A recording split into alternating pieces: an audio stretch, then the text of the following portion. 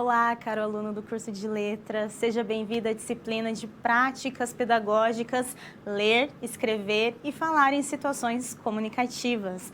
Bem, eu sou a professora Andressa, estamos aqui também com a nossa intérprete, a Rose, e nós hoje então estamos iniciando essa disciplina de prática, então ela tem um formato um pouco diferente, né? Como você sabe, em relação às outras disciplinas, nós vamos abordar questões práticas em relação ao ensino da língua portuguesa, mas especificamente quando nós falamos dessas três práticas fundamentais da nossa sociedade, do nosso dia a dia. Afinal de contas, para interagirmos socialmente, nós utilizamos frequentemente a leitura, a escrita e a oralidade. Então, ao longo desses 4 encontros que nós teremos, nós vamos abordar, então, essas práticas de alguma forma. Para iniciar hoje, nós vamos falar basicamente sobre o seguinte tópico, que na verdade vem o questionamento inicial, que é o que é alfabetização e letramento e por que é importante distinguir os dois processos. Então, acompanhando o nosso material, o material que está disponível para você na sua sala, no seu colaborar, esse processo de pensar o que é a alfabetização, o que é o letramento, é fundamental para nós pensarmos, para nós iniciarmos essa discussão sobre as práticas sociais que permeiam o nosso dia a dia e que também fazem parte do nosso contexto escolar. Então, a gente vai falar um pouquinho de alfabetização só para dar uma retomada e alinhar a esse conceito de letramento, porque querendo ou não, não é do nosso escopo o processo de alfabetização, né? Pelo menos, né, inicialmente nós não trabalhamos com essa abordagem, mas ela está profundamente alinhada às outras práticas que nós desenvolvemos a partir dos anos finais do ensino fundamental. Então, por isso que é importante desenvolver esse estudo. Vamos verificar, então, agora o resumo da nossa teleaula de hoje?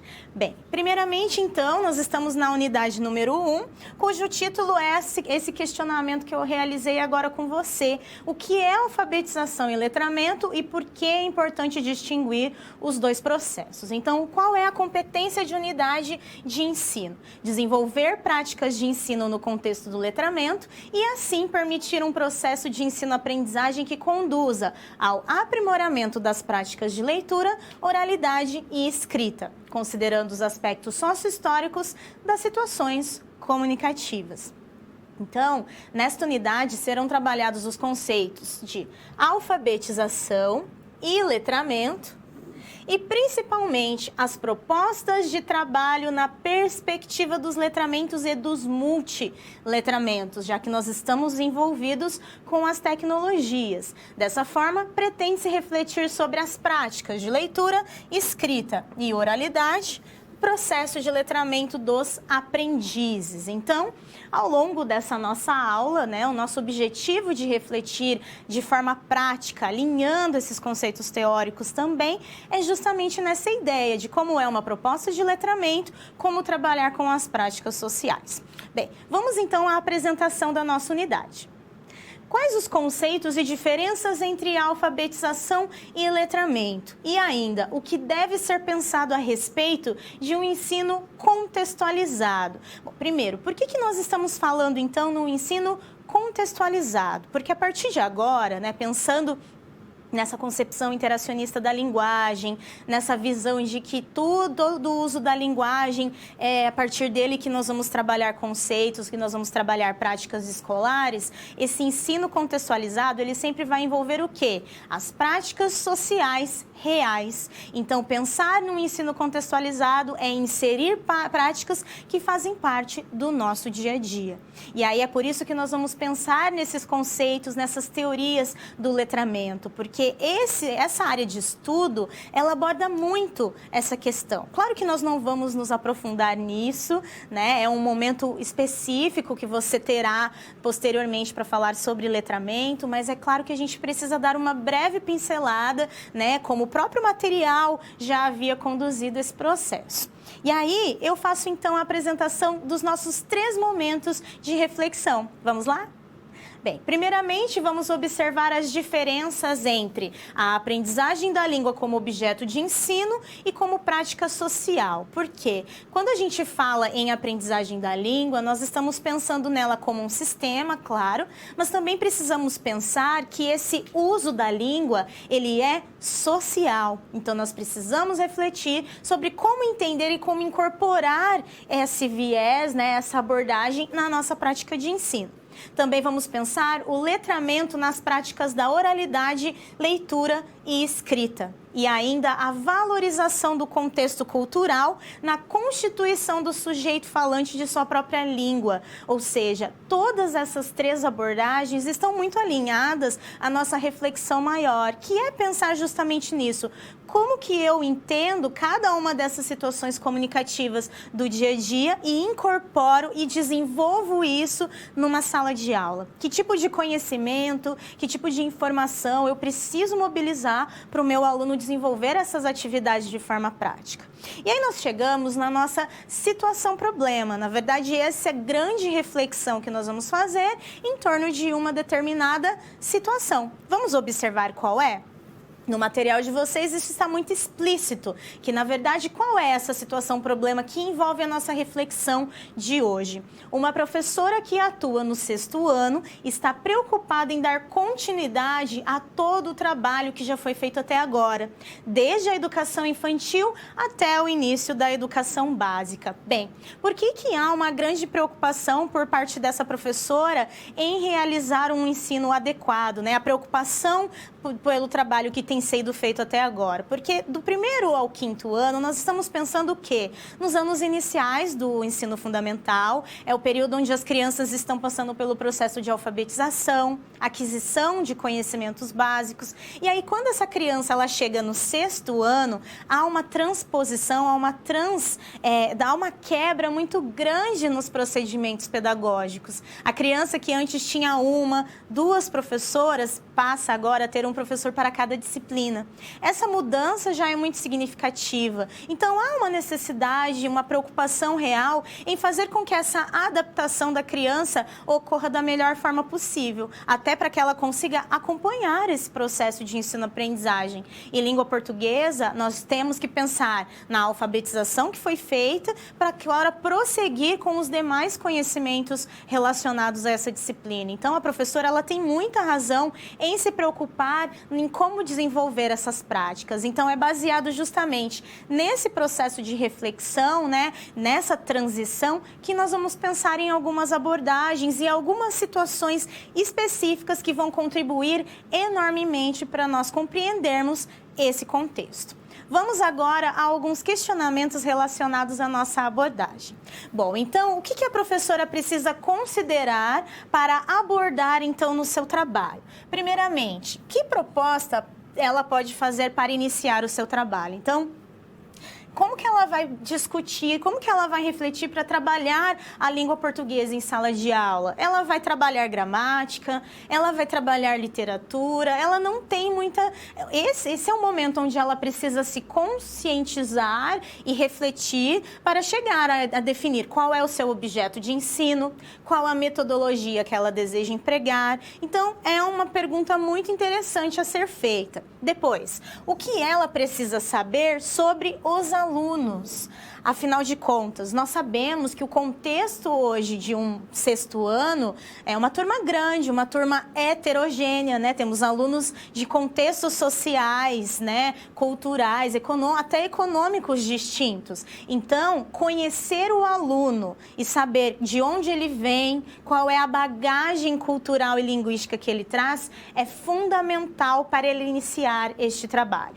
E ainda, o que ela deve priorizar e que condições deve assegurar para que todos participem. Primeiramente, então, o que ela deve priorizar é pensar justamente nesses conteúdos, nesses conhecimentos que precisam ser abordados. E a gente só consegue visualizar quais são os conhecimentos que devem ser trabalhados e desenvolvidos a partir do momento em que nós conhecemos os usuários dessa língua, que são os nossos alunos, para que todos participem, para que todos se sintam integrantes daquele processo de ensino-aprendizagem, que na verdade é uma prática social, ela precisa desenvolver estes conhecimentos. Então, como que ela realiza este procedimento? Bom, pensando nisso, agora você vai assistir a um vídeo que dá uma excelente contextualização da nossa abordagem e na volta nós iniciaremos as nossas reflexões.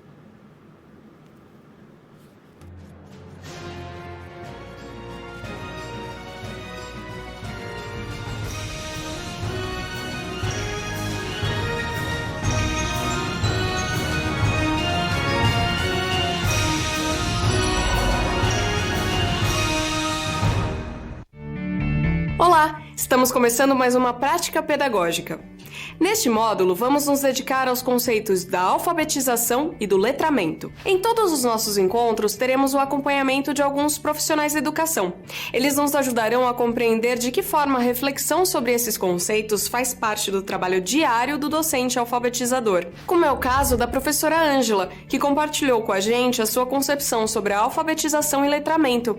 Vamos conhecê-la!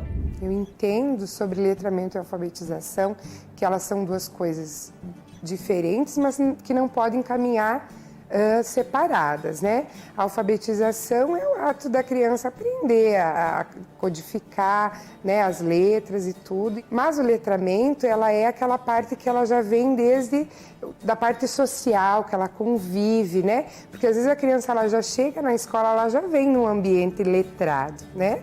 Ela já viveu experiências com leitura, com escrita lá na casa delas. Tem crianças que não, mas a grande maioria sim, né? A gente no nosso mundo é assim, né? A gente tem letreiro, tem jornal, tem revista, na casa deles também tem. Então eles já vêm com esse letramento.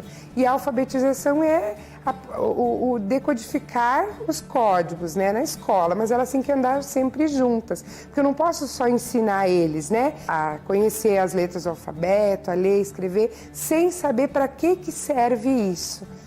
Como você pôde ver, para a professora Ângela, esses fatores são ao mesmo tempo diferentes e complementares. Para ampliar um pouco mais o nosso conhecimento sobre o tema, contamos com a ajuda de especialistas como Maria Angélica Freire de Carvalho e Rosa Helena Mendonça. Juntas, elas são autoras do livro Práticas de Leitura e Escrita. Vamos ver o que elas dizem a respeito. No livro, as autoras explicam que as práticas sociais mediadas pela linguagem são embasadas no letramento. Letramento significa conhecer a escrita. E essa é uma condição que até as pessoas que não sabem ler ou escrever geralmente dominam. Esse conhecimento é adquirido porque as pessoas estão inseridas numa sociedade letrada. Dessa forma, a escrita funciona como mediadora entre as práticas sociais e os sujeitos e dá origem aos eventos de letramento. Por causa disso, as práticas letradas têm influência sobre todos os indivíduos. Entender que a alfabetização e o letramento são complementares é muito importante.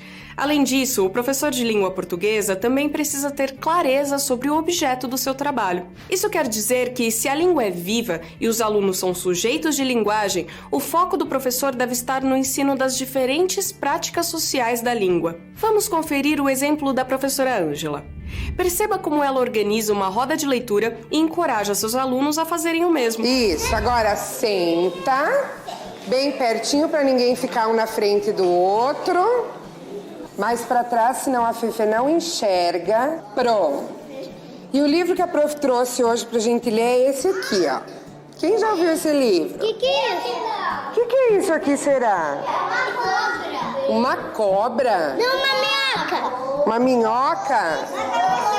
O que tá escrito, Duda? Ó, a Duda vai ler. Dolores Dolorida. Dolores Dolorida. O que será isso? Cobriu-se de flores a dolorida Dolores, e de serpente doente e malemolente tornou-se alegre, alegre e contente.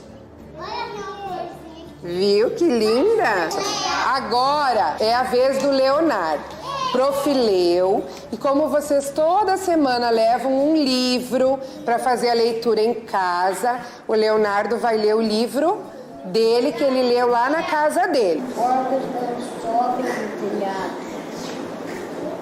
Olha que fofinho. Que fofinho. Dente meu filho. Já na educação de jovens e adultos, a diferenciação entre a alfabetização e o letramento é muito tênue.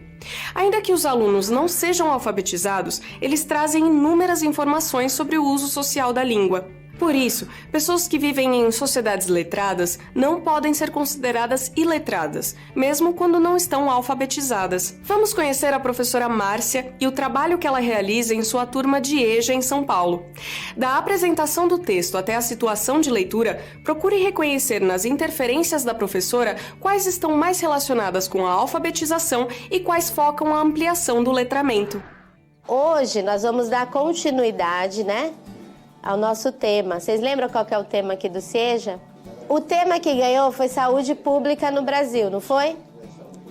Aí eu trouxe para vocês uma situação-problema, para a gente tentar resolver essa situação-problema. Na situação-problema, tinha um personagem, como que era o nome dele?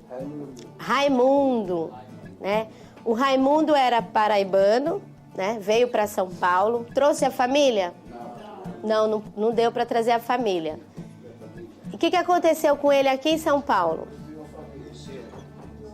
Ele construiu outra família, O que mais que aconteceu com ele aqui? Ele sofreu um infarto. O que mais que ele precisava aqui em São Paulo? Passar por uma consulta médica, no SUS. E quanto tempo ele estava esperando essa consulta médica? Há 6 meses. Muito bem, há 6 meses. O que mais que aconteceu com ele? Ele tomou remédio, ele sabia tomar esses remédios para melhorar? Hã? Então ele não conseguia, ler a receita e ele tomava os remédios errados, não foi isso? Aí ele perguntou pro vizinho, o vizinho falou: "Ih, você tá tomando tudo errado." O que vocês acham que ele deveria fazer nessa situação? Jogar o remédio fora. Será? Jogar o remédio fora? Olha lá o que ele fez, ó, Maria Salete falou. Pedir ajuda, para quem sabe ler, para orientar. Existe outra situação que ele pode fazer para ele melhorar isso? Resolver essa questão do não saber ler? Estudar, fazer igual vocês, Diante dessa situação, problema, eu trouxe esse texto também para a gente aprender um pouco mais sobre o que é infarto, as doenças do coração. E aí a gente vai tentar ler esse texto bem devagarinho, tá bom? Então, vai. Brasil, que mais? Pode ter... Aí tem um número. Qual é o número que tá? 80. Que mais? Tem um pauzinho e 2 bolinhas. O que simboliza isso? Será? Quer dizer o quê? Porcentagem. Voltando ao texto Práticas de Leitura e Escrita, as autoras Maria Angélica e Rosa Helena aprofundam um pouco mais a relação entre a alfabetização e o letramento. Vamos conferir como elas abordam o tema. Segundo as autoras, o letramento pode ser considerado um processo complexo que quase sempre é associado à alfabetização. Contudo, existem diversos tipos de letramento, inclusive sem a presença da alfabetização. O letramento abrange a capacidade do sujeito de se colocar como autor do próprio discurso, tanto no texto escrito quanto no texto oral. Vamos acompanhar a poesia de Bartolomeu Campos de Queiroz, na qual o autor narra o seu processo de alfabetização. Escrever, eu já andava rabiscando mesmo antes de entrar para a escola. Escrevia nas paredes do galinheiro, no cimento do tanque ou no passeio da rua. Arranjava um pedaço de carvão, de tijolo, de caco de telha, pedra de cal. Minhas irmãs me pediam para traçar amarelinha no quintal. Eu caprichava. Usava uma vareta de bambu sobre a terra batida. Além de fazer as casas bem quadradas e certas, ainda escrevia os números e as palavras céu e inferno. De tanto as meninas pularem em cima, as palavras se apagavam, aos poucos. Mas escrever de novo não era sacrifício para mim. Comecei a escrever um nome feio e pequeno por onde passava. Descontava minha raiva na parede da igreja ou nos muros do cemitério. Escrevia na maior rapidez. Meu irmão José ia atrás, arrumando minha indecência e desrespeito. Crescia em mim uma inveja grande de sua inteligência. Ele puxava mais uma perninha no U e fazia uma voltinha em outra perna e virava E. Então ele botava um acento e pronto, a palavra feia e imoral se transformava na palavra céu. Viu só como os processos de alfabetização e letramento podem ser marcantes na vida de uma pessoa? Eu fico por aqui, mas a gente se vê em breve. Até mais! Bem, como você pode observar, então esse vídeo já nos apresentou os conceitos de alfabetização e letramento e ainda mostrou duas situações que evidenciam o quanto o ensino contextualizado, pensando nas práticas sociais, se torna muito mais efetivo tanto para o grupo das crianças quanto para o grupo dos adultos. Então é nesse sentido que nós vamos realizar agora esse processo de articular a teoria e prática, pensando em como alinhar então os conceitos de letramento, de alfabetização ao nosso processo de ensino-aprendizagem. Vamos iniciar? Bem, então as diferenças entre a aprendizagem da língua como objeto de ensino e como prática social. Então, quando a gente fala em aprendizagem como objeto de ensino e como prática social, nós pensamos então que esses processos eles devem acontecer de forma conjunta. Ainda que eles sejam separados, a gente deveria encarar esses dois processos então de forma conjunta. E aí nós vamos discutir então nesse primeiro momento de reflexão o que é alfabetização, o que é letramento e quais os conhecimentos que os alunos trazem para o contexto escolar. Até porque se nós vamos partir de uma teoria que vai abordar então essas práticas sociais dos nossos alunos, o primeiro elemento que nós precisamos abordar é justamente o quê? O que esses alunos sabem, de onde eles vêm e onde eles circulam socialmente para que a gente consiga fazer o quê? Contextualizar os conteúdos escolares. Para iniciar a nossa reflexão, nós vamos dar uma breve retomada no que já foi abordado tanto pelo vídeo e o que você já visualizou também na nossa unidade 1, os conceitos de alfabetização e de letramento. Primeiramente, quando nós consideramos, então, a alfabetização, nós pensamos que é entendida como um processo de ensino-aprendizagem da tecnologia da escrita alfabético-ortográfica. Bom, 4 palavras muito importantes aqui no processo da alfabetização. Tecnologia, quando nós falamos em tecnologia, é um instrumento, é algo que é um sistema que nós precisamos dominar para desenvolver alguma habilidade. Nesse caso, a tecnologia da escrita. Professora, mas a oralidade, a fala, ela não está relacionada também ao processo de alfabetização? Sim, quando nós falamos em alfabetização, nós consideramos também as questões fonológicas, mas num grande passo, a alfabetização ela está muito mais relacionada ao quê? A aquisição da escrita, porque a oralidade, a fala, nós já temos, né? A criança, quando ela vai ser alfabetizada, ela já tem a fala, né, estruturada. O que ela não tem ainda são as estruturas gramaticais, linguísticas, mas a estrutura básica da língua ela já tem definida, mas ela ainda não sabe escrever, ela não sabe se expressar, né, como se comunicar por meio das palavras. Por isso, tecnologia alfabético e ortográfica, né? Quando nós falamos em ortografia, nós estamos pensando num sistema da grafia, né, da escrita. E aí, quando nós falamos em letramento, nós já pensamos em quê? Em um conjunto de práticas sociais que fazem o uso da escrita. Então, por isso que no vídeo, inclusive, e em todos os conceitos, teorias que abordam a questão do letramento, nós vamos ouvir a expressão de que alfabetização e letramento caminham juntos. Sim, porque o letramento, ele não necessariamente exige o domínio da escrita. A gente pode, por exemplo, não ser alfabetizado e podemos, né, participar de processos, de práticas de letramento, né? Nós vamos abordar isso de uma forma mais ampla. Mas o letramento é uma prática social que mobiliza a leitura e a escrita de alguma forma.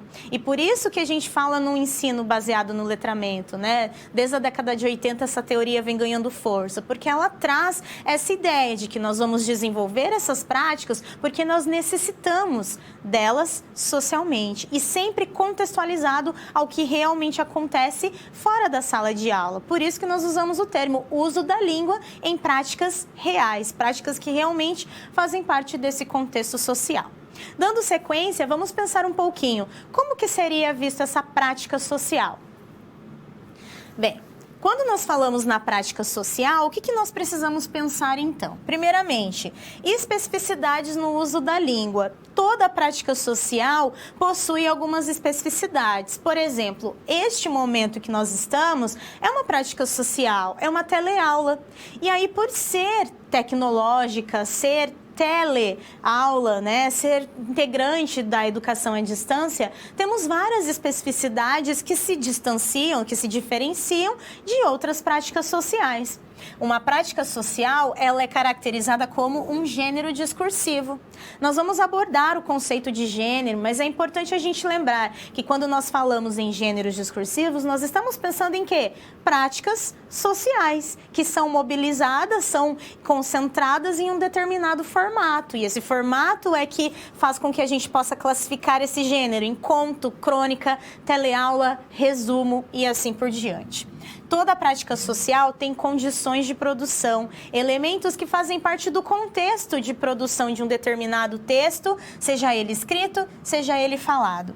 Práticas de leitura, escrita, oralidade e análise linguística. Esses aqui são os 4 eixos de ensino que vêm sendo abordados desde os parâmetros curriculares nacionais e que agora fazem parte da Base Nacional Comum Curricular. Eles são práticas sociais, mas que integram o processo de prática pedagógica. E ainda, a bagagem cultural e linguística do aluno. Então, sem dúvida, a prática social, ela deve considerar todos estes elementos no seu conjunto, principalmente o último elemento, quando nós falamos a bagagem do aluno. O que ele traz para a sala de aula, o que ele traz acerca daquela determinada prática social, que a gente já pode aproveitar para fazer uma retomada ou para partir daquela realidade existente e aí sim ampliar essa prática de letramento, essa prática social. Dando seguimento, vamos agora verificar uma citação da professora Roxane Rojo, que fala um pouquinho sobre esse processo. A Rojo, então, no seu livro de 2010, ela vai dizer o seguinte: trabalhar com os letramentos na escola, letrar, consiste em criar eventos, atividades de leitura e escrita, leitura e produção de textos, de mapas, por exemplo, ou que envolvam o trato prévio com textos escritos, como é o caso de telejornais, seminários e apresentações teatrais, que possam integrar os alunos a práticas de leitura e escrita socialmente relevantes e que estes ainda não dominam. Então, segundo a Rojo, que é uma grande estudiosa da linguística aplicada, dos estudos do letramento, ela vai dizer então que trabalhar com letramentos na escola não é só trazer a realidade do aluno, mas trazer essa realidade, trazer esses elementos que façam com que ele interaja com a escrita, mas que também permita avançar em outros conteúdos, em outras práticas. Então, a gente parte da realidade do aluno, mas a gente precisa mostrar para ele práticas que também sejam distintas. Por exemplo, um jornal é do dia a dia do aluno, ele conhece, mas estruturalmente o que cada um daqueles gêneros significa é a escola que vai mostrar a este grupo de alunos. Então, olha que importante que é esse primeiro processo, né, de permitir esse letramento aos alunos, permitir práticas novas e que ele consiga interagir por meio da leitura e por meio da escrita com vários textos que circulam socialmente e que ele vai entrar em contato diariamente ao longo aí, tanto dos seus anos escolares quanto posteriormente, na universidade, no seu meio de trabalho. Então, esse é o papel da escola, permitir que essas práticas variadas circulem e que os nossos alunos tenham esse domínio diverso. Agora vamos falar um pouquinho sobre a Base Nacional Curricular, que já vem sendo ampliada, já vem sendo discutida, né? Tanto que os anos iniciais e fundamentais do ensino fundamental já estão sendo aplicados, temos até 2020, 2021 para fazer esse processo, e o do ensino médio já vem num processo de discussão. Vamos observar então o que a base fala sobre esse processo do letramento?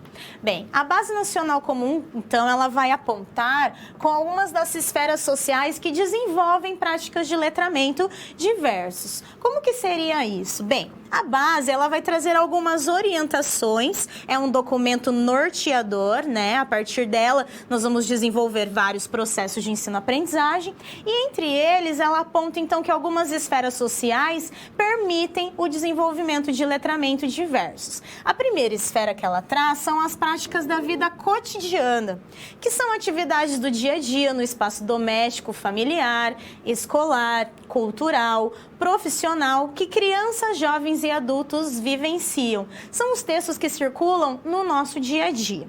Depois nós temos também as práticas artístico-literárias, onde vão circular que tipos de textos? Criação e fruição de produções literárias representativas da diversidade cultural e linguística que favoreçam experiências estéticas. São as leituras, os textos que vão estar relacionados à arte e à literatura. Posteriormente, nós temos outras práticas também, né? A terceira que ela aponta, o documento aponta, são as práticas político-cidadãs, que são os textos das esferas jornalística, publicitária, política, jurídica, reivindicatória, contemplando temas que impactam a cidadania e o exercício de direitos. Então, olha que importante essa esfera, pensando nas nossas escolhas profissionais, nas nossas escolhas políticas, na nossa atuação social. Então, isso tem que ser desenvolvido, pode ser desenvolvido na escola. Outras práticas são as práticas investigativas, nas quais vão aparecer que tipo de texto? Textos que possibilitem conhecer os gêneros expositivos e argumentativos, a linguagem e as práticas relacionadas ao estudo, à pesquisa e à divulgação científica, favorecendo a aprendizagem dentro e fora da escola. Então, os textos que permitem esse acesso ao conhecimento, a esse processo de desenvolver argumentos e ideias, se relacionam, então, a essas práticas investigativas. E aí, as duas últimas, né? Primeiramente, aqui para finalizar, as práticas culturais das tecnologias de informação e comunicação. Isso já é recente por conta da expansão da tecnologia. São os textos que possibilitem a comunicação à distância, olha como nós estamos inseridos nesse contexto, e a compreensão de características e modos de produzir, divulgar e conservar informação, experimentar e criar novas linguagens e formas de interação social. Isso é muito legal, porque mobiliza conhecimentos, práticas que estão em manutenção cotidiana.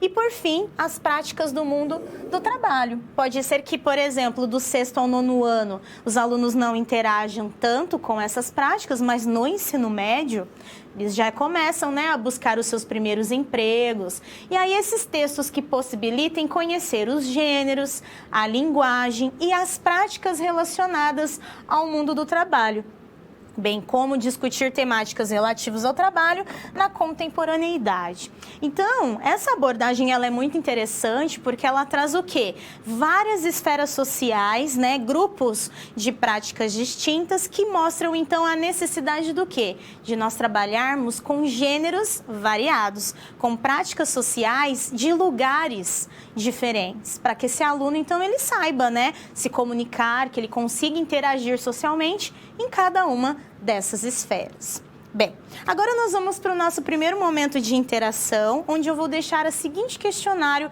para você, aluno, que é o seguinte: como poderia ser desenvolvida uma prática de letramento e os conhecimentos escolares? Reflita e nós já voltamos para a discussão.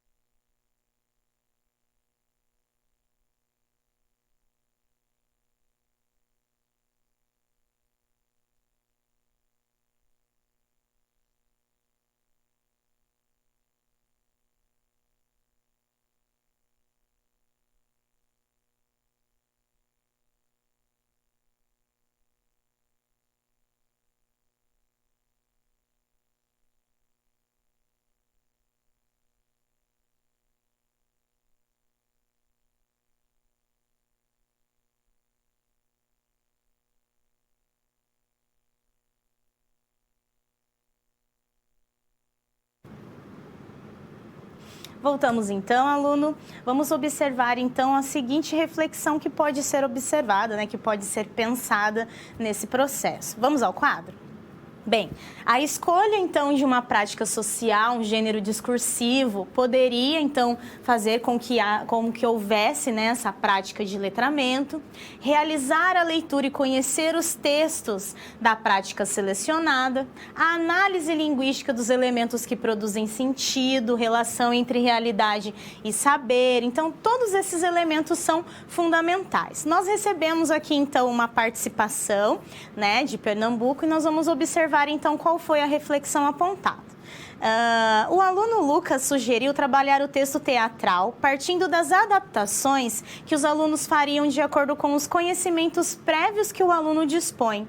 Depois de se proceder à leitura, e o aluno sugeriu que a professora ou o professor contextualizasse e formasse peças teatrais para serem apresentadas pelos próprios alunos. É uma ótima prática, né? Parabéns pela contribuição. Justamente essa forma de contextualizar, de trazer um gênero a ser estudado e a partir daí expandir leitura, escrita e oralidade, permite esse trabalho contextualizado e completo. Muito bem. Vamos prosseguir agora, vamos dar início ao nosso segundo momento de reflexão, né? Articulando então essa teoria e prática, que vem justamente o quê? Construir inferências e hipóteses baseados nesse processo, a valorização do contexto cultural na constituição do sujeito falante de sua própria língua. Então, para a gente discutir esse processo da questão cultural, nós vamos pensar nessa reflexão aqui.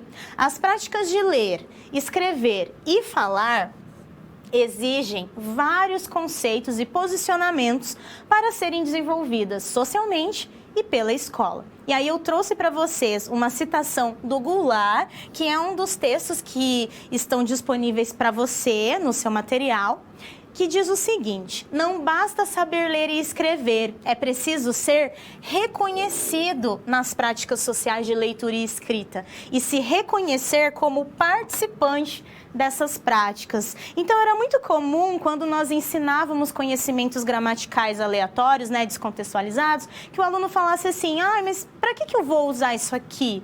Justamente porque ele não conseguia se reconhecer enquanto usuário daquela linguagem padrão, né, daquela linguagem formal, gramatical. Claro que nós temos que ensinar gramática, sem dúvida, mas nós precisamos mostrar, né, que esse sistema, ele não é isolado da sociedade. Ele é aplicado em determinadas situações comunicativas e por isso nós precisamos desenvolver essas competências. Assim, nós fazemos com que os nossos alunos se insiram enquanto produtores daquela prática social. Agora, na sequência, vamos verificar o conceito, né, a abordagem da questão da língua. A língua, ela é constituída de um sistema gramatical e ortográfico. Tanto que nós estudamos, né, esses dois sistemas ao longo da escola.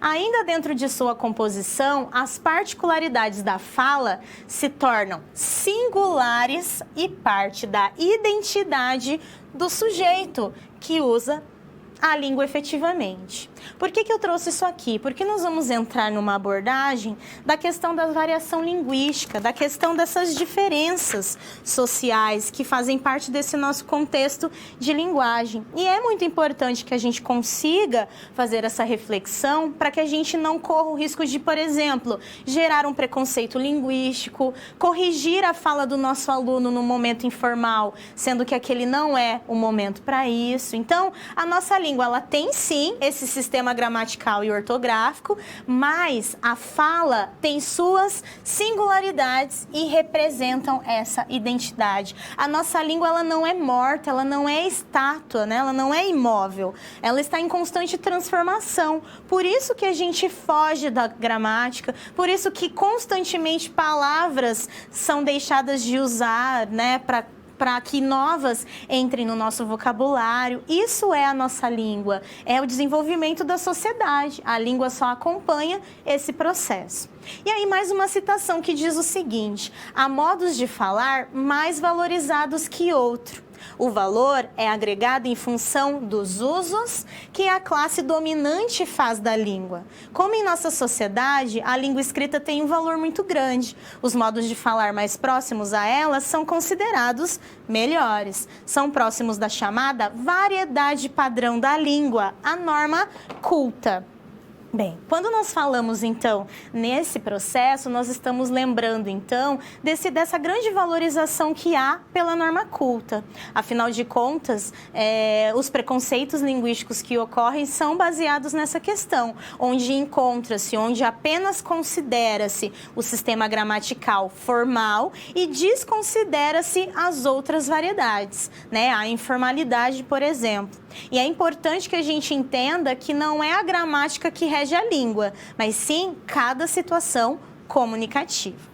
Dando sequência, ainda falando sobre esse processo, vamos ao quadro para pensarmos duas questões fundamentais. Primeiramente, os alunos já chegam à escola com uma bagagem linguística e cultural. Então, nós não podemos dizer que os nossos alunos, por exemplo, não sabem falar língua portuguesa. Eles sabem falar língua portuguesa. O que muitas vezes eles não dominam é o sistema gramatical, mas eles já possuem bagagem tanto linguística quanto cultural. E esses conhecimentos devem ser considerados, uma vez que se trata da identidade do aluno e tudo é um produto de suas interações sociais. A grande discussão do que é certo ou errado no uso da língua é gerada pela predominância da norma padrão, mas as variedades linguísticas não podem ser desconsideradas. Então, quando nós estamos pensando na questão da bagagem que o nosso aluno traz, da sua identidade linguística, é justamente para que a gente compreenda e trabalhe isso em sala de aula, tendo essa reflexão em mente, de que os alunos falam diferentemente, que eles possuem conhecimentos distintos e a partir deles que nós vamos fazer a construção de outros conhecimentos. Não apagar a identidade, a variação linguística de cada um dos alunos, mas valorizar cada uma dessas variedades e ensinar a variedade padrão, porque nós sabemos que em determinados momentos sociais ele deverá fazer esse uso. Agora nós vamos então começar a refletir brevemente, claro, sobre a variação linguística. Entende-se por variação linguística os vários usos da língua falada, conforme cada região, época, classe social. É o efeito natural das mudanças da língua, a qual é dinâmica e viva. Então, quando nós entendemos o que é uma variedade linguística, né, uma variação linguística, os usos da língua falada. Professora, mas na escrita não há variação? Em alguns momentos, a escrita pode sofrer algumas interferências dessa variação, como, por exemplo, lexical, né? A gente escreve algumas palavras diferentes de cada região, mas normalmente ela não vai aparecer, porque nós fazemos o que na escrita? Tentamos higienizar essa escrita dentro da norma padrão. Até porque a maior parte das nossas práticas sociais escritas acabam exigindo essa variedade padrão. Mas quando não exige, as variedades, né, essa variação linguística acaba aparecendo. Vamos verificar o primeiro tipo? Bem, a primeira variação que eu trago para vocês é a variação histórica. Bom, o que seria então a variação histórica? Consiste em duas grandes variantes, a forma substituta e a forma substituída. Em um grande resumo, seriam aquelas trocas de palavras, termos que não são mais utilizados ou então que são muito característicos de tempos antigos. Então, há uma marcação na língua por conta do tempo. Aí eu trouxe para você um exemplo do Drummond, o poema que chama Antigamente. E aí o Drummond diz o seguinte: antigamente as moças chamavam-se mademoiselles e eram todas mimosas e muito prendadas. Não faziam anos, completavam primaveras, em geral 18. Os janotas, mesmo sendo rapagões, faziam-lhes pés de alferes, arrastando a asa, mas ficavam longos meses debaixo do balaio. Bem, Você, aluno, provavelmente desconhece vários desses termos empregados pelo Drummond. Até porque esse poema foi construído aí por lá na década de 20, de 30 mais ou menos. Então já faz um tempo a língua se transformou ao longo desse tempo e por isso que a gente entende isso como uma variação histórica da língua. Termos que não são mais utilizados no nosso vocabulário. A mesma coisa o nosso pronome de tratamento você. Olha quantas transformações houveram para esse pronome de tratamento até que chegou no você. Vancê, vós me cê, vossa mercê. Então, até que nós transformamos pelo uso cotidiano em você. Então, a língua ela se transforma. Algumas palavras que hoje nós empregamos, daqui a 50 anos, provavelmente elas já não serão utilizadas. Vamos agora para a nossa próxima variação social, a nossa próxima variação linguística, que é a variação geográfica. Bom, essa variação geográfica, também conhecida como variação regional, ela vai se concentrar em justamente o quê? A maneira particular de cada região, né, de pronunciar sons, utilizar determinadas construções e aplicar o vocabulário. Isso é a variação geográfica de uma forma geral. Quando nós falamos na variação geográfica fonética, aí nós estamos pensando na maneira particular de cada região de pronunciar sons. Então, esse tipo de variação fonética é a pronúncia que nós fazemos de determinados sons. E aí eu trouxe para você um exemplo aqui, que é uma homenagem aos mineiros, e o poema chama Conceição de Ibitipoca. Sou mineiro e tô perdido, sem saber mais um cotô. Até que enfim achei uma placa indicando Proncovô. Quem fez ela certamente também veio Dom Cossô. E aí, algumas definições da placa, né? Sampa, Belzonte, Rio, Juiz de Fora e Lima Duarte. Justamente fazendo uma brincadeira, uma homenagem à pronúncia de determinadas regiões de Minas, onde a gente une, né, duas palavras e a pronúncia da palavra se torna uma só. A própria teleaula acaba representando um pouco dessa variação. Por exemplo, aqui na região sul, né, nós falamos, na região sul toda não, né, particularmente aqui em Londrina, eu falo porta. Por mais que vocês percebam que eu faço umas mudanças na minha fala, isso acontece, não sei nem explicar porquê, é uma correção meio que sem justificativa, mas essa pronúncia ela é marcada também, né? A pronúncia dos nossos sons são muito particulares de cada região, até por conta dos colonizadores, de todo esse processo de colonização que o Brasil sofreu, né? Já que nós recebemos, né, pessoas de todos os países, assim, de vários países da Europa durante o período de colonização. Então, caracteriza mesmo as nossas falas, a nossa forma de comunicação oral. Dando continuidade, ainda falando de variação geográfica, vamos falar agora da variação lexical. A variação lexical é na diferença de vocabulário conforme a região. Então, por exemplo, em Curitiba, penal significa estojo, né? Aquele objeto para guardar lápis e canetas. Estojo, inclusive, é o que nós usamos aqui.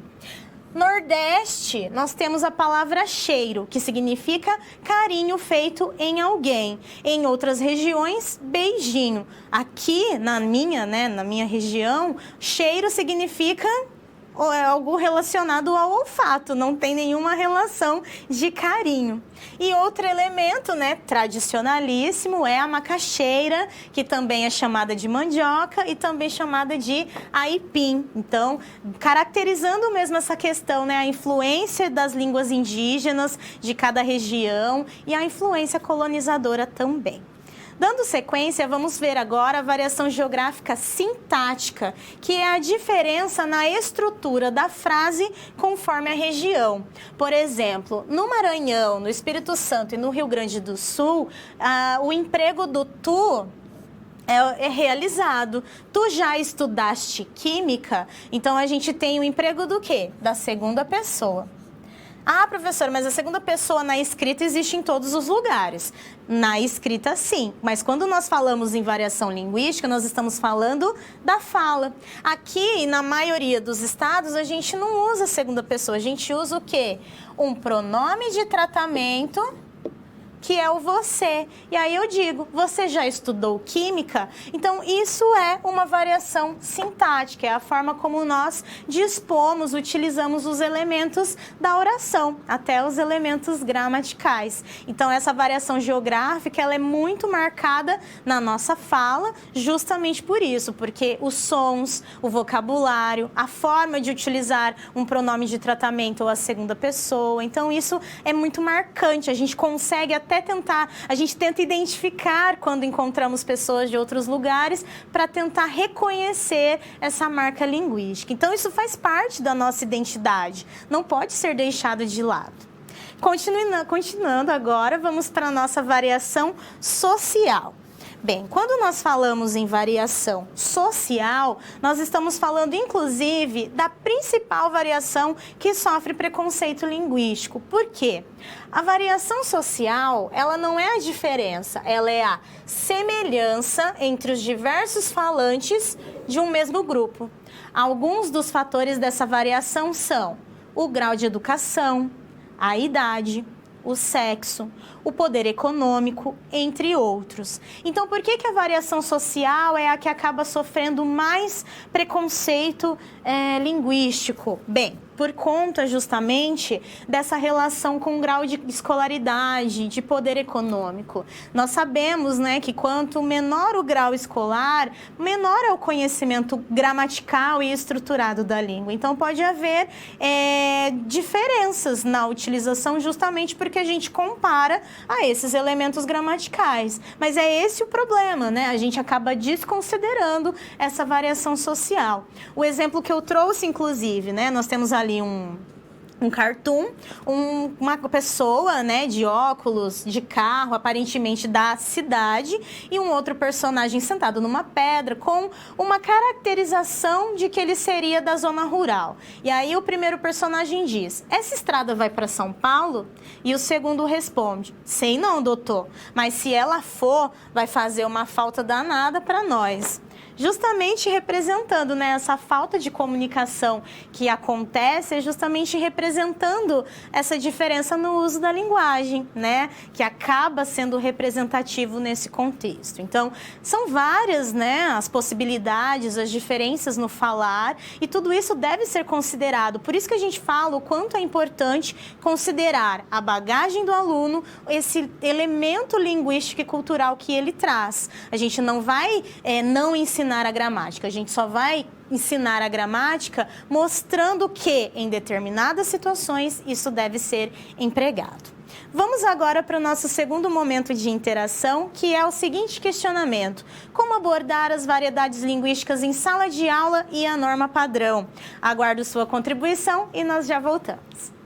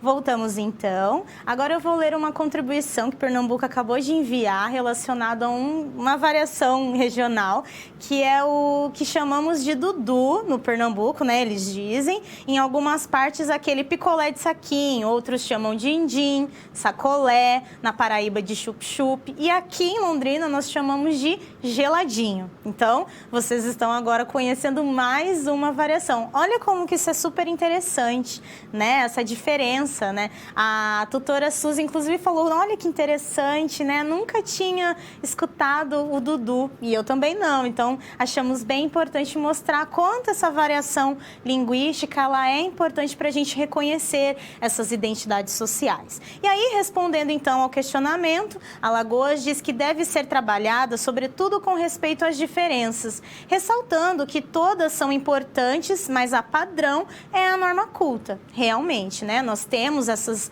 diferenças, temos essas variedades, e aí há padrão quando nós precisamos utilizar uma norma mais formal. E aí, Pernambuco sugeriram a produção de cordel para a apresentação da variação linguística nordestina, tão nossa, né, no caso de vocês. Levar vídeos no Data Show para apresentar alguns sotaques e como falantes se expressam de determinados contextos. Contribuição dos alunos Júnior e Nayara. Excelente, pessoal. É uma ótima prática contextualizada e que mostra essa identidade cultural e linguística. Dando continuidade, agora nós vamos então para o nosso terceiro momento de reflexão, no qual nós vamos abordar o seguinte: a seleção de objetos de ensino de acordo com a pedagogia dos multiletramentos. O letramento nas práticas da oralidade, da leitura e da escrita. Então, agora nós vamos discutir justamente o quê?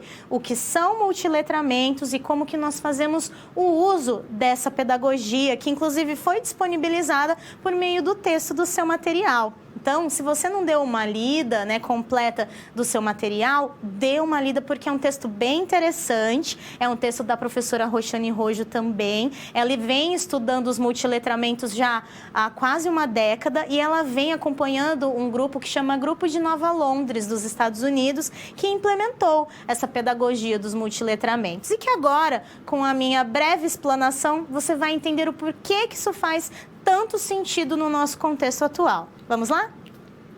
Bem, o que é então essa pedagogia dos multiletramentos? Vamos compreender então um pouco mais sobre esse processo. Bem, consiste então nos modos de representação, que são as linguagens, sejam eles verbais ou não verbais, que diferem de acordo com a cultura e o contexto. Cada modo de representação ou a união de vários permite efeitos específicos e necessitam de ser apreendidos pelos indivíduos que circulam nesses espaços sociais. Em resumo, essa pedagogia do multiletramento vai considerar, então, essas linguagens verbais e não verbais, por isso que faz parte do nosso contexto atual, né? Porque mediados pela tecnologia a todo instante, nossos discursos, nossas práticas estão extremamente permeadas, né, marcadas nesse uso de linguagens não verbais. E as verbais, mais ainda, seja digital, seja escrita, nós empregamos o uso dessas linguagens, considerando contextos e culturas diferentes. Então, por conta dessa expansão, essa globalização de informações que a tecnologia nos permite, que a internet nos possibilita, nós precisamos pensar então nisso. Como que esses aprendizes, né, em espaços sociais distintos vão atuar socialmente? Então, a pedagogia dos multiletramentos pensa nisso, em inserir essas linguagens diferentes, essas culturas diferentes, para que o nosso aluno seja capaz, desenvolva competências para atuar por meio dessas linguagens e culturas variadas. Dando continuidade, vamos ao conceito do que é um multiletramento. O conceito, inclusive, eu trouxe para vocês da citação do Cope e do Calantes, que são esses professores integrantes do Grupo de Nova Londres, nos Estados Unidos. Eles fizeram, né, um catálogo de livros, de textos, que traziam essa abordagem da pedagogia dos multiletramentos. Então, aqui no Brasil, essa teoria chegou por volta ali, ó, de 2008, 2009, e teve uma grande expansão a partir de 2011 em diante. Ele diz o seguinte: o conceito de multiletramento remete à multiplicidade de linguagem, uma vez que a produção dos gêneros multimodais envolve diferentes linguagens, mídias e semioses, bem como a pluralidade cultural, resultado de uma sociedade sempre mais multiétnica e multifacetada. Então, quando ele vem com essa definição do que é um multiletramento, é muito importante que a gente faça essa contextualização. Bom, então vamos entender. A palavra multiletramento está se referindo a vários letramentos, então várias práticas sociais. E essas várias práticas sociais, elas são construídas por meio de linguagens. E aí ele vai dizer então que essa palavra multi vai estar relacionada então a dois elementos: múltiplas linguagens e múltiplas culturas. Porque, querendo ou não, com essa questão da internet e das tecnologias, hoje a gente circula por culturas muito diferentes. Então, quando nós falamos que nós estamos realizando uma prática de multiletramento, é porque nós estamos trabalhando ou com múltiplas linguagens, por exemplo, o videoclipe. Ele é um texto multimodal. Ele tem múltiplas linguagens incorporadas. Tem a linguagem verbal, que é a letra da música, tem a interpretação dos artistas e dos cantores, temos o som, a melodia, que são elementos não verbais, os recursos audiovisuais, os recursos fotográficos, sonoros. Então, todo esse conjunto que compõe o sentido do videoclipe é multimodal, é uma prática de multiletramento. E ainda se nós formos pensar, por exemplo, num clipe do Criolo, que envolve um grupo social específico, mais ainda, aí sim nós estamos pensando o quê? Em trabalhar culturas distintas à nossa e linguagens que façam parte dessa construção de sentido. Um texto multimodal, ele vai fazer sentido no seu conjunto. Todas aquelas linguagens juntas produzem um determinado significado. Dando sequência, a gente vai falar um pouquinho agora sobre a esfera de comunicação. O que o Bakhtin fala sobre isso? Vamos ver? Bem, e a esfera de comunicação ou de atividade humana está relacionado a compreender o processo de onde circulam os textos, onde que circulam esses letramentos, essas múltiplas linguagens. E aí o Bakhtin, ele vai dizer que cada uma dessas esferas de atividade humana é também uma esfera de circulação de discursos e de utilização da língua. E cada esfera de utilização da língua elabora seus tipos relativamente estáveis de enunciados, que é o que nós chamamos de gêneros discursivos. Então, o Bakhtin, que é o grande precursor, dos gêneros discursivos, na nossa unidade 2 nós vamos ampliar mais esse conhecimento, tá? Fiquem tranquilos, não vai ser um conhecimento superficial. Estou só dando aqui uma introdução do que nós vamos trabalhar na unidade 2. Bem, os gêneros discursivos, então, são esses tipos relativamente estáveis de enunciados, ou seja, a cada emprego da língua em uma determinada situação comunicativa, nós vamos ter, então, esses gêneros sendo utilizados. Então, é isso que o Bakhtin vai chamar de gênero discursivo, quando num determinado contexto, numa determinada esfera social, nós empregamos a língua em um formato específico que vai permitir que a interação social aconteça. Vamos então à definição do que são gêneros discursivos.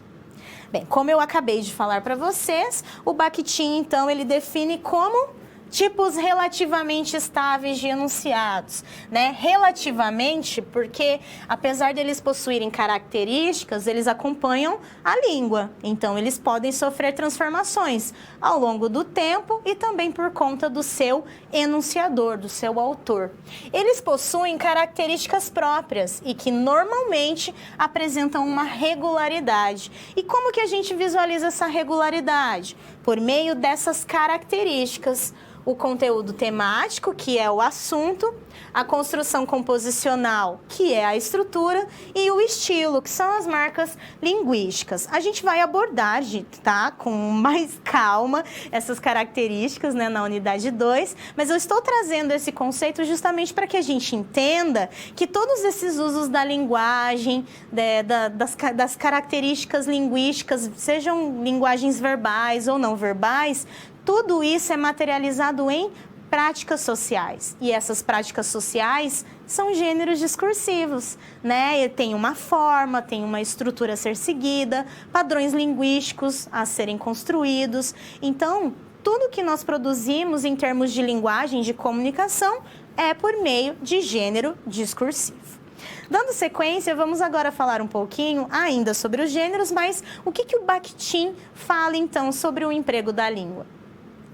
Quando Bakhtin produz o seu livro, tentando fazer essa caracterização do que são os gêneros discursivos, né, refletindo sobre o uso da linguagem, ele diz que o emprego da língua efetua-se em forma de enunciados orais e escritos. Então, o emprego da língua não é só o sistema ortográfico. O emprego da língua é por meio da oralidade e da escrita. Esses enunciados concretos e únicos proferidos pelos integrantes desse ou daquele campo da atividade humana, ou seja, em qualquer campo de atividade humana, qualquer lugar que tenha ser humano tentando se comunicar, há o emprego da língua.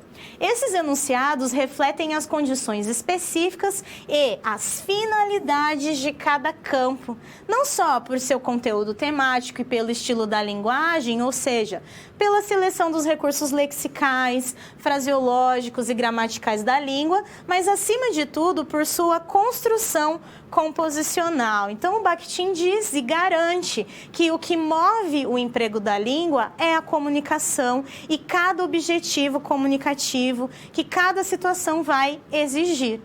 Bom, articulando ainda a teoria e prática, a gente tem ainda o finalzinho dessa contribuição do Bakhtin. Vamos dar uma olhada? Ele ainda diz o seguinte: todos esses três elementos, o conteúdo temático, o estilo e a construção composicional, estão indissoluvelmente ligados no todo do enunciado e são igualmente determinados pela especificidade de um determinado campo de comunicação. Então, nada que nós utilizamos a língua é feito de forma inconsciente. Tudo é marcado pelo contexto no qual nós estamos inseridos, pela esfera social na qual nós estamos inseridos. Então, tudo é marcado por questões sociais. É na interação com o outro que eu emprego a minha língua e faço a seleção dos recursos necessários para que o outro entenda e dialogue comigo. Mas nós vamos falar mais disso ainda. Fique tranquilo. Vamos agora para a nossa última interação, que é a seguinte. O que os nossos estudantes precisam aprender na contemporaneidade para a vida plena? Quais práticas letradas encaminhar nas salas de aula? Então, pense um pouquinho, né? O que a gente precisa desenvolver pensando nessa atuação social? Nós já voltamos para a discussão.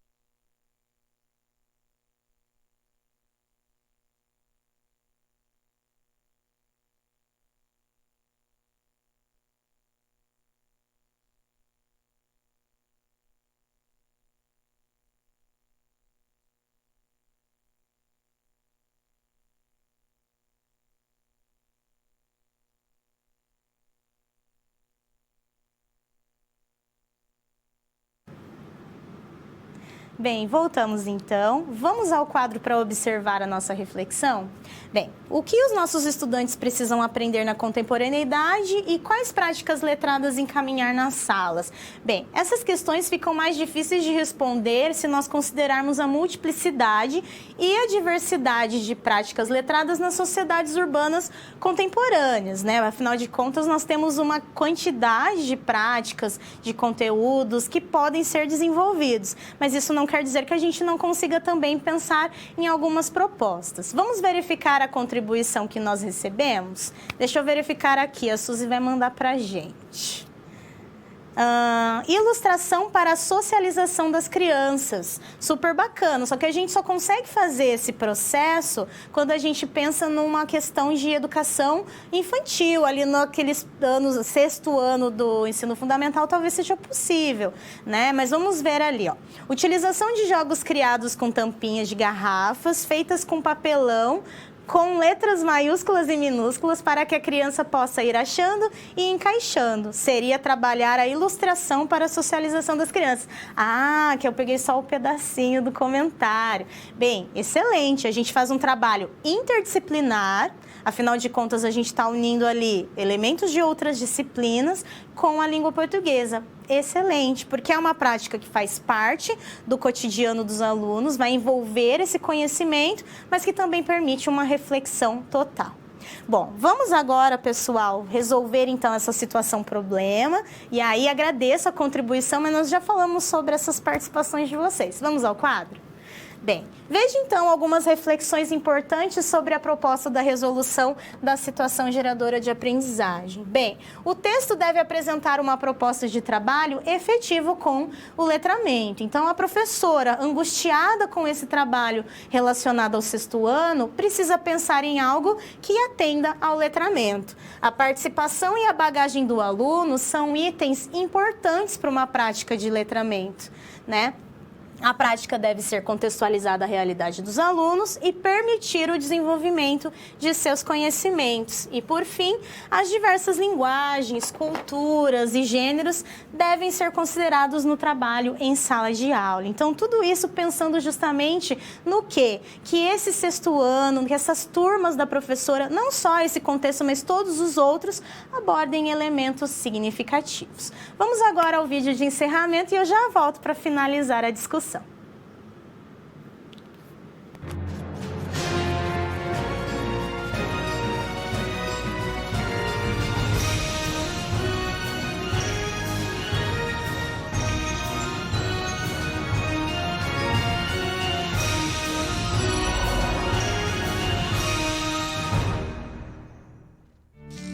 Olá!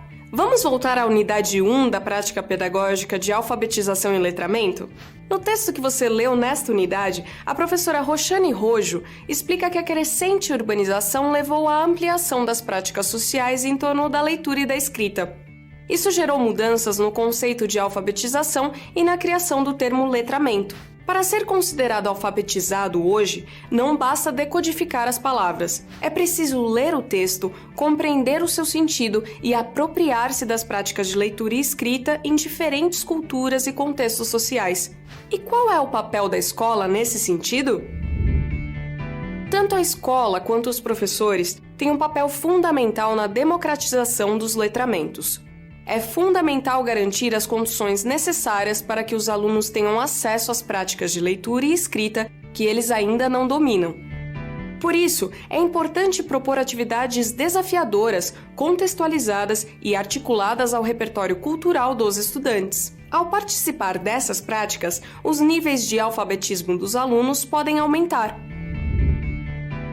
Mas quais práticas podemos utilizar para mostrar aos estudantes do ensino médio, por exemplo, a importância de entender a língua como um objeto social?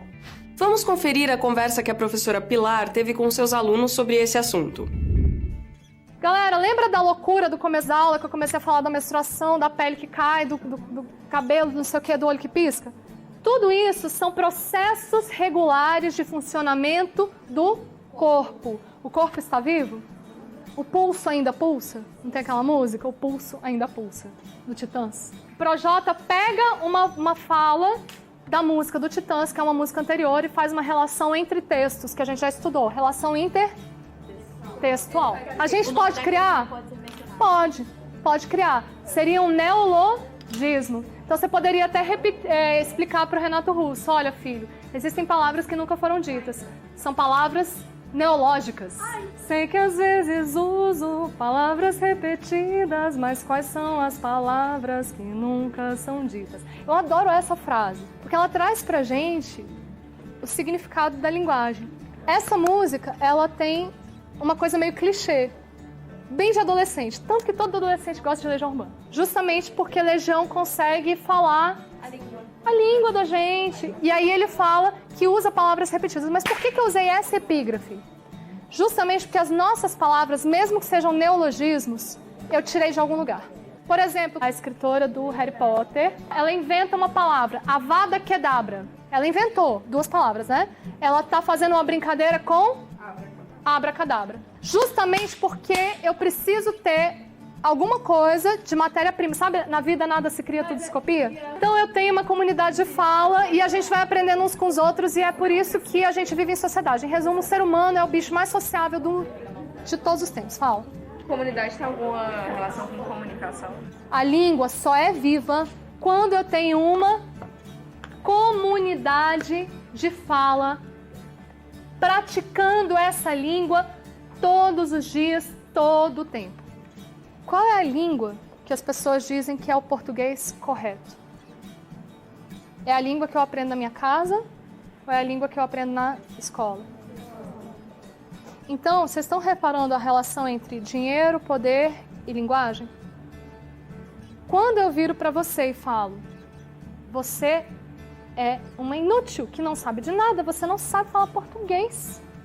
Não é isso que as pessoas falam pra gente? Elas estão tirando da gente um poder de aprender. Não existe certo e errado em língua, existe adequado e inadequado. Lembrando, as palavras são como roupas com as quais eu visto as minhas ideias. Porque aquilo que eu falo define a maneira como eu penso. Então, se eu passo a ter cuidado com as palavras, eu passo a pensar com cuidado. Como você pode ver, o ser humano age através da linguagem, criando e recriando situações que vão além das projeções e representações individualizadas pela língua. Essas situações são resultado do que conhecemos por práticas sociointerativas. E assim, completamos nossa introdução sobre alfabetização e letramento. Então, eu te espero na unidade 2 para aprofundarmos nossos estudos no conceito de letramento. A gente se vê lá. Até mais! Bem, pessoal, então vamos finalizar a nossa reflexão? Vamos ao quadro. Bem, as práticas de leitura, escrita e oralidade devem ser desenvolvidas considerando o que, então? A realidade do aluno, conhecimentos a serem desenvolvidos, as variedades da língua e as diversas esferas sociais, ou seja, onde que esses usuários da língua estão circulando, sempre considerando então nessas práticas de alfabetização e letramento. Bom, agradeço então sua participação nesse encontro de hoje, agradeço inclusive as contribuições, foram muito valiosas e na unidade 2 nós iremos continuar essa discussão, pensando nessas práticas de leitura, escrita e oralidade sempre relacionadas às situações comunicativas. E vamos falar sobre gêneros discursivos, que aliás é um assunto que eu gosto muito, ok? Um grande abraço e até a próxima!